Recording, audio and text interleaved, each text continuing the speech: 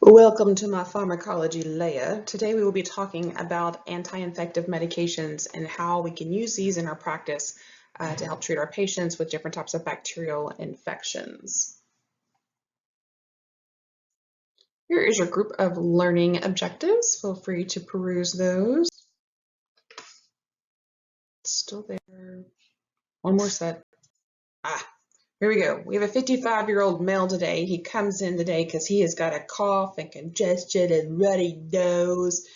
But he's not had any fevers, but he said he's had chills and he just wants an antibiotic so he can get out of the office and get on with his life. So based upon some of the theories and some of the stuff that we're going to talk about today, we'll figure out whether or not this patient needs an antibiotic or not. Whenever we talk about antibiotics, one of the biggest problems we have is about antibiotic resistance. So with antibiotic resistance, one of the things that we want to do in order to prevent this from ever happening is we want to just prevent infections from ever occurring in the first place. We want our patients to wash their hands, avoid sick people. We want them to rest when they're tired. We would like them to never get sick, but we also know that sometimes it's going to happen. We also want them to be appropriately vaccinated. So having our patients get their annual flu vaccines, their annual immunizations when they need them is going to be a huge deal for helping us to avoid antibiotic resistance. You can't develop antibiotic resistance if you're not taking a whole bunch of antibiotics. We want to make sure that we have the right drug for the right infection. There's a lot of work that goes into making sure that we're prescribing that the patient is prescribed the right drug for the right type of infection. Almost every county in the state of Texas or in the United States for sure has like a health department. Those health departments typically will hire epidemiologists to watch disease and to track them and to determine what antibiotics are the right ones for the right time and for the right place, the right person, okay? So that's one of the good things. The other thing is too is that as a provider, as someone who's a nurse practitioner who is writing prescriptions, I don't want to give antibiotics whenever they're not necessary. So following guidelines, making sure that I'm doing a good health history, understanding where this patient's coming from, you as a nurse helping me to get the information that I need, because sometimes patients are going to tell you information that they won't necessarily tell me. So getting all this information together into this nice, neat little package really helps us to delay antibiotic resistance in patients. The last thing we want to do is we want to encourage our patients to take all of the therapy that has been prescribed for them whenever they start taking an antibiotic. Helping the patient to say, look, you're going to start to feel better in 24 to 48 hours, but we need to make sure that you're taking all of your doses of your medication, because if you don't, then there's a high degree of probability that you can develop antibiotic resistance. And the next time I can give you the same antibiotic in a year or two from now, and it won't do anything for you. So making sure the patient takes the full prescribed therapy. And of course, if we think the patient has an infection, we want to be sure that they're not transmitting it to other people. If they're sick, we want them to stay home. We need to give them time off work. We need to encourage them to drink their vitamin C, take a rest, take some time off so that we're not spreading this infection all around town or to other people's in their homes. The big deal with resistance is that bugs are really smart, and sometimes our drugs that we give them are pretty dumb. And what I mean by that is that the microbes or the pathogens that get into our bodies, they're constantly studying out. What does an antibiotic, what does a pathogen want to do? It wants to figure out how to live another day. It wants to be sure that tomorrow it is still here. So what it does is that pathogens or bacteria go inside and they begin to mutate. And then what happens? We give them an antibiotic, and the antibiotic knows how to deal with the normal bacteria, but because this one's mutated, then all of the unmutated ones get killed off, and then the mutated ones are just hanging out. Then they start to replicate, and there's more and more and more and more and more of them. So bugs are pretty smart, but our drugs are kind of dumb because our drugs can't change and say, oh, well, that's the same bacteria as this guy, it's just that this bacteria is wearing a hat, okay? So bugs are smart, drugs are dumb. Bugs are very smart, and then people are dumb. And the reason I say that is because sometimes our patients, by not taking their full dose of antibiotic, can cause a lot of problems by causing this bacterial resistance. So it's important that our patients take all of their medications, that are prescribed to them, because if not, the bugs in their body are going to be very, very smart, and because they're very, very smart, they're going to change, and they're going to change to the point to where antibiotics will be useless. All right, people. So before we go into war, we need to know our enemy. We need to know exactly what we're going against. So we kind of have some ideas whenever we see patients come in with certain type symptoms. We kind of know where at least we need to start looking for our enemy. But one of the strategies that we have in order to kind of know effectively what we're doing and that we're treating the right thing is called a culture of sensitivity. We always want to collect our samples from our patient before we start giving them antibiotic therapy, because if so, it's kind of like putting it's like putting in your soldiers and they start fighting off the bad guys, but you really didn't have an identity of who the bad guy was in the first place. The other thing is too is that with our cultures and sensitivities, we don't always do these, but in our patients who are really sick, who are like, something else is going on, something's wrong, that's when we start doing cultures and sensitivities to determine exactly what's going on with the patient. Remember, whenever we do start giving the patient antibiotics, we always need to look at our attack strategies and determine, from lab results, are their kidneys functioning okay? Is the liver functioning okay? And then we may need to alter our defense tactics. If we're giving the patient an antibiotic and we're not getting the expected therapeutic response, that patient's not getting better, there could be a huge chance that maybe we're not treating the same type of enemy that we thought we were. So this is an example of a culture and sensitivity. We have both gram-positive and gram-negative. This is how we determine them. So the gram-positive guys will stain purple, the gram-negative guys will stain pink. These are kind of two different methods of doing that. With the little tubes at the bottom, the little red and purple ones, those we would actually like stick in a wound or run across the skin and where we think that the infection is. The red and the blue tubes on the bottom of the screen, that's how we would actually obtain blood, and then we put that blood into this medium, and then we would see which one of them grows, and that would let us know if the infection was actually in the blood. When we talk about doing sensitivity testing, one of the things that we do sometimes is we'll take the Q-tip and we stick it and we get some of the gooey stuff out of the wound or wherever we're at. Maybe we stick it up their nose, and then we take it and we rub it across the auger. Then they'll take these little antibiotic dots, okay? And from the antibiotic dot, they can tell which dot is most likely going to kill the pathogen that the patient has. So the larger area of circle around the dot would mean that that would be the antibiotic that we would want to choose for that patient. When we're choosing an antibiotic for a patient, we want to think about not only what disease process that we're or what pathogen that you think that we're going after, but we also want to think about the host themselves. What kind of past medical problems do they have? If they have a laundry list of past medical problems, when we start treating infections, it can be more complicated than if it's just someone who doesn't have any other primary medical concerns. If they don't have high blood pressure, diabetes, renal disease, liver disease, if they don't have any of those, it will be a little bit easier to treat their infection. However, if they have those disease processes, it may affect the antibiotics that we can give them. It may affect the way that the antibiotic works within their body.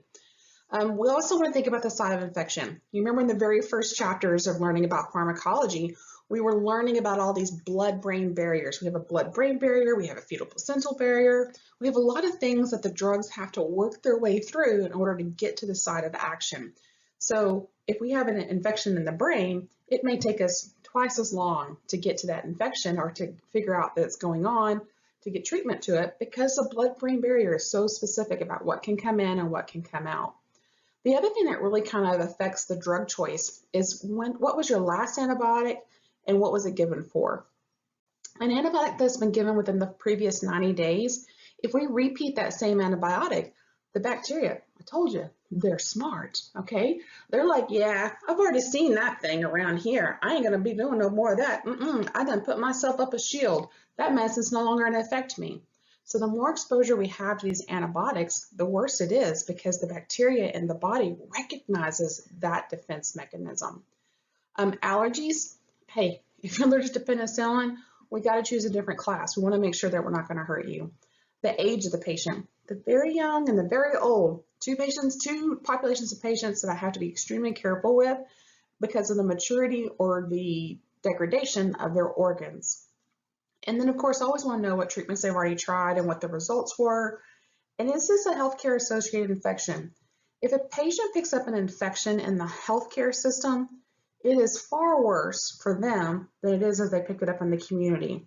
Healthcare associated infections, those that we get while we're in the hospital, are much harder to combat than those that we get in the community. So when we're giving antibiotics to a patient, there's typically two strategic plans that providers are going to take off with, either a broad spectrum or a narrow spectrum. So a broad spectrum says, you know, this antibiotic really covers a lot of different pathogens, gram-positive, gram-negatives, anaerobic, aerobic. It really kind of like a nice, good cast net. We're like, we don't know exactly what it is, but something, this is going to kill your something. Then we have narrow spectrum antibiotics. This is the ones that we prescribe after we get the culture and sensitivity testing back. We frequently see in the healthcare setting where we will get a sample from a patient. Let's just take urine for an example. And the patient comes in, they're complaining with burning with urination, it hurts when they pee, and they have diabetes. Well, most likely this patient has got a bladder infection. So what we'll do is we'll start them off on a pretty broad antibiotic. And then we're going to take that urine and we're going to do a culture and sensitivity test. That culture and sensitivity test will then tell us, oh, no, the antibiotic that you're given is too broad. It really would work better if you gave this one. That way we have a very strategic approach to making sure that this patient gets better. We don't want to send our patients whenever they're sick. We don't want to delay our attack. We want to say, okay, if it looks like a duck and it quacks like a duck, it's probably a duck. So we want to kind of start with a broad treatment, and if they don't get better, looking at the culture and sensitivity results, and then prescribing a very narrow spectrum antibiotics. So start broad and then go narrow, because we don't want the patient to get worse. The worst thing we could do here is if a patient came in with a significant infection and we're like waiting around, you know, culture and sensitivity test takes 3 days. Okay, we're like waiting around, all of a sudden the patient's dying. Okay, we waited too long. We have to act on these patients so we can get them better faster. Whenever we give patients antibiotics, things that we're always concerned about is when we introduce an antibiotic into their system is that they could have an allergic reaction. The other thing that happens, and it doesn't matter which antibiotic you give, there is the potential of developing a supra infection. In your body, there is just certain bacteria that lives in harmony. You got E. coli in your gut. Ladies, you got all sorts of fun things in your vagina. These things all live there in harmony. When our antibiotics go into the system, I told you, they're dumb, okay? They can't change. They can't change themselves. All they do is they see something that looks like my target, attach it, attack it, get rid of it, okay? That's all they can do. They can't recognize the good guys from the bad guys. And so because of that, one of the things that happens is we get an overgrowth of bacteria. For ladies, most of the time it's whenever they've had an antibiotic and then all of a sudden they come up with a yeast infection on top of whatever else they had. So those are called supra infections. It's an infection that basically we give them because we have given them an antibiotic, and our antibiotics are dumb and they kill everybody instead of being able to target therapy. We already kind of spoke about healthcare associated infections. These are also known as nosocomial infections. These are infections that are acquired within the healthcare and hospital setting.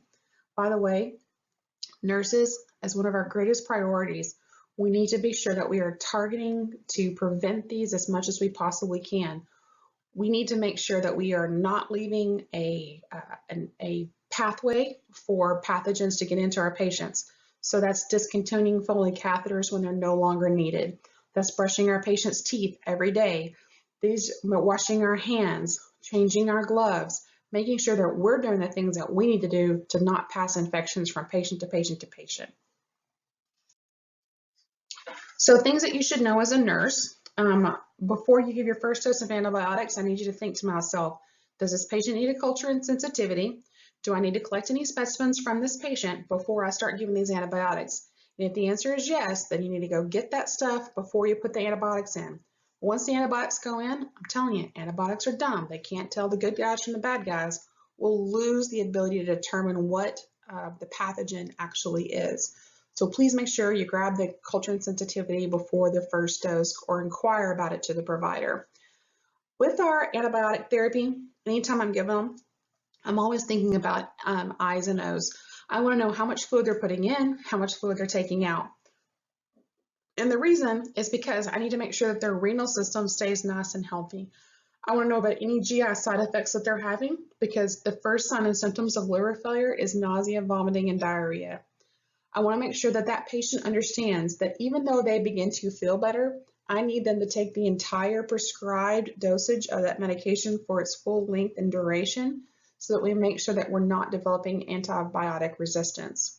We need to look for those allergic reactions. I need to warn my patients, especially my lady patients, about their vaginas, because sweet Jesus, nobody wants to have a yeast infection after being sick. Things that you can do for these patients when they're taking these antibiotics, there's some simple steps. Number one, we want them to eat some yogurt. Eat yogurt once a day. There are over-the-counter probiotics that they can take to help restore their natural GI flora. They can take those. And we also want to evaluate, or to make sure that all of our women who are of childbirthing age are using a backup form of birth control, just in case the antibiotics deactivate their birth control, especially if they're taking oral agents. Antibacterials. So we need to have a distinguishing event. There we go. I have a distinguishing event here between a bactericidal and a bacteriostatic antibiotic. So we basically have two different types. The bactericidal, it kills the bacteria, versus bacteriostatic, static meaning to slow it down and then kind of lets the body's defense play catch up. There's a couple of different methods or modes that our antibiotics use in order to help to decrease pathogens in your body. And each one of our antibiotics will kind of highlight how they work and how they prevent pathogens from duplicating and from replicating within the body. So the first one we're going to tackle today is going to be penicillin. Penicillin is probably the most frequently prescribed antibiotic. Because of that, we do have some bacterial resistance to it within our own community. Our epidemiologist here in Brazos County will actually tell us when we should use these antibiotics and when we shouldn't for specific disease processes. So it's very helpful. They are effective against most gram-positive pathogens. That would be your strep pneumonia, staph, enterococcus, and listeria. And again, this is kind of like the Tower of Jenga. You know, whenever Jenga's all up there and everything's all stacked together and you pull out one of the blocks and you pull out another one and eventually the whole wall tumbles down. This is exactly how this drug class works. We have a lot of drugs in this class and over time they've really evolved. So our natural penicillins, which were our narrow spectrum ones, that was kind of like our first generation of penicillins. And then we got our broad spectrums. And one of the cool things that they did with the broad spectrum is they took amoxicillin and then put clavianic acid around it, which helped to make it even tougher. And then we have some others here that you can read on and on. But again, effective against those gram-positive organisms. Amoxicillin would probably be the most represented of the class. And I gave you this little slide here just to kind of help you kind of see everything at one point in time. We do know that patients who have a reaction to amoxicillin can sometimes have a cross reaction to penicillins. This only happens in about 1% of the patients. But if a patient tells me that they had an anaphylactic reaction, okay, the big bad reaction that we don't want anyone to have, if they had an anaphylactic reaction to amoxicillin, whenever I go to administer cephalosporins, I am very, very cautious. I stay with that patient through the first 15 minutes. I ensure myself. I ask them, like, well, have you ever taken, this medication before? I try to get as much data as I possibly can in order to be sure that I'm not going to cause them to have some sort of a crazy reaction. There are a couple of medications that don't play well with amoxicillin. Oral contraceptives, again, you have to talk to these ladies. What kind of birth control are you taking? If they have a Mirena in or they have some sort of a device like in their arm or whatever, probably not going to be a problem. But if it's an oral contraceptive, there could be an issue. These medicines are also known to cause an increase in potassium level, and then we have some basic adverse reactions, nausea, vomiting. One of the really weird things that happens frequently with a lot of our antibiotics is that they affect a lot of our blood counts. from our red blood cells to our white blood cells to our platelet counts. It affects all of them. So knowing what their blood counts are before we start giving them is a pretty big deal, if possible. Cephalosporins. So our cephalosporins, I don't know if you've paid attention here yet or not, but they are gram-positive bug killers. But this is the exact same thing that penicillin killed, is the exact same thing that cephalosporins killed. Did I make a mistake? No, I didn't. Let me show you why. So on the right hand, on the screen up here, you see that there's a diagram of the chemical structure of both penicillins and cephalosporins. And they're fairly close to being exactly the same thing. Chemists know that whenever they went in and we were given the penicillin for like ear infections and coughs and all this other stuff. And then what happened was all of a sudden we were giving that same antibiotic to that person who had had great success with it before, was that now we were getting nowhere. What they found out was the bacteria got smarter, got lots of smarter. And what they did was they built themselves some more amino acid chains around themselves. And then now the penicillin couldn't get to them. So scientists went back into the lab, and with their evil plotting, they went in and they put in some extra polymer chains for the cephalosporins, changed them up just enough that the bacteria doesn't recognize them anymore. Haha. And boom, we got a whole brand new classification of medications. These medications, just like our friends, the penicillins, have grown up in generations. We have our old guys and we have our really new guys. Basically, what we get here is that as we go through the progression from a first generation to a fourth generation, is we get increasingly activity against the gram-negative bacteria. We get increasing beta-lactamase fighting ability, and then we even start to get the ability to cross the blood-brain barrier and get into the cerebral spinal fluid the further and further down, the older we get. They get more sophisticated as they are getting older. You will frequently see these medications given, especially if you work in the hospital and acute care setting, and you will see these fairly frequently in the public, meaning like when you have patients come in for like med reconciliation, that sort of stuff, you will see some of these too. Here's a little thing about cephalosporins. One of the weird things that happens with cephalosporins is that they can develop a rash and a fever with this medication days after they started taking it. It's more of a side effect and shouldn't be too worrisome, but do let the provider know that this has happened. With this medication, we also get some of those weird, like, hey, I'm going to mess with your red blood cells or white blood cells kind of thing. We do want to keep an eye on our patients that have renal insufficiency or any kind of liver disease. Again, these medications are processed out in the liver and in the renal system, and so can cause a lot of issues for our patients if we're not careful. There's a list of medications here that they shouldn't be mixed together with. I want to highlight calcium IV. Frequently in the hospital setting, when we're giving a drug called cefotriaxone, also known as Rocephin, what we want to make sure that doesn't happen is that Rocephin and calcium do not get mixed up in the same line together. We want to have designated lines for Rocephin, designated lines for calcium. So say you were working in an intensive care unit and you had a patient who was requiring calcium gluconate or something like that.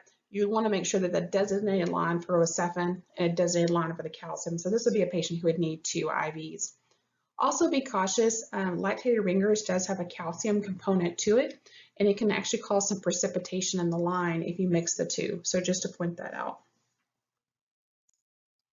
One of the things that we can do with this medication is if it causes some GI upset is to administer it with food. This will be with our oral dosages. Our IM injections tend to be very viscous and thick. So because of that, sometimes our primary care providers, our providers will allow us to mix that medication with a little lidocaine so that it gets kind of a numbing effect. And we do that frequently with the medication cefotriaxone, also known as Rocephin. We'll give that only for IM injections. If it's IV, it doesn't hurt. If it's IM, it kind of leaves a lump in your butt. Vancomycin. So if penicillins and cephalosporins kind of like, it's kind of like Jenga, boop, boop, boop, and then the whole tumble comes. Well, vancomycin's kind of more like a wrecking ball. Like it kind of just comes in there and it's like, you know what, the heck with this, and just kind of is really hardcore and knocks the whole thing over. I will tell you that if we start pulling out vancomycin, it's because our primary provider is very concerned that this patient has a nasty infection.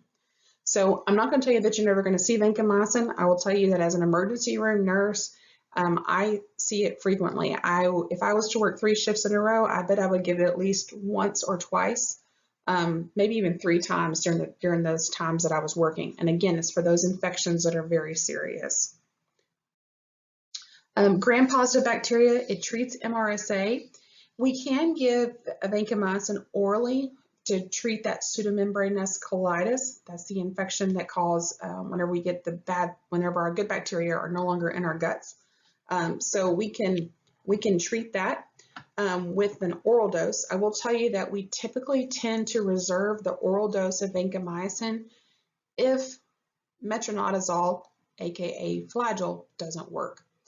If a patient comes in and they've got renal disease, we're going to give them a reduced dose.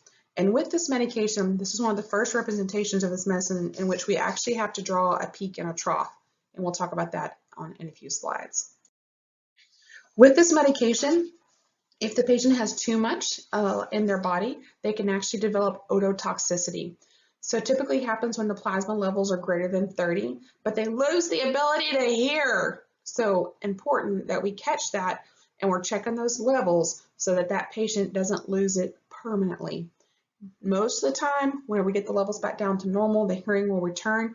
Otherwise, they're always going to have a ringing in their ears. So very important that we're watching that. With this medication, one of the recommendations from the American Infusion Society is that you would actually put this medication into a 22 gauge IV and dilute it and go very slow. Very slow helps to prevent some of the other side effects that happen, one of them being red man syndrome. And I'll talk about that in a second. The other thing that happens with this medication, you got this patient who comes in who's very, very sick, and all of a sudden, not only are they very, very sick, but they're also thrombocytopenic, which means that they lose a lot of their red blood cells. Their levels go really low. So what red man syndrome is, it is a condition in the body when we give vancomycin too fast. And basically they're having like a histamine type reaction. They'll go red all the way up their neck. They'll start to get really splotchy. So with these patients, they'll start itching and it looks like an allergic reaction, but it's not. It's because we administer the medication too slow. I always ask my patients, hey, have you ever had this medication before? And even if they tell me yes, I typically will go slower for the first 15 minutes of the infusion, and then I'll speed the infusion up after that.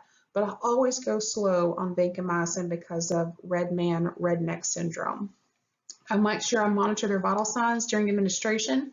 So for the first 15 minutes, I may set that blood pressure. I'll take it before, then I'll take it again at 10 minutes. I might take it again at 20 minutes, and then I might take it again at 30, and then I'm going to take it again at 45, and then I'm going to take it again in an hour. And then I say, okay, every 30 minutes, and then every hour until it's done.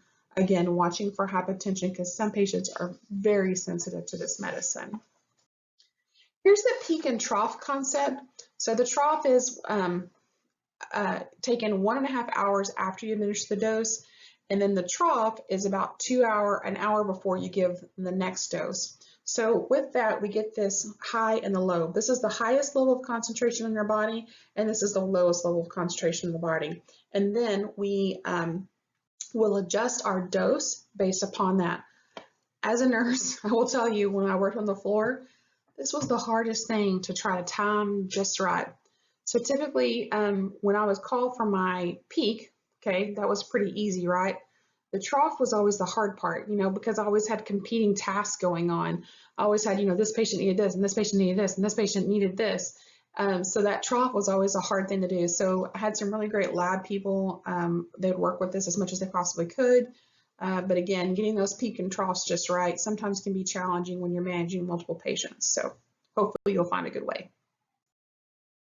The next level of medication, so we had the ones that kind of like took apart the walls. Then we have these medicines that are kind of bacteriostatic. Now remember back, bacteriostatic doesn't mean it's going to kill anything, it's just going to slow it down.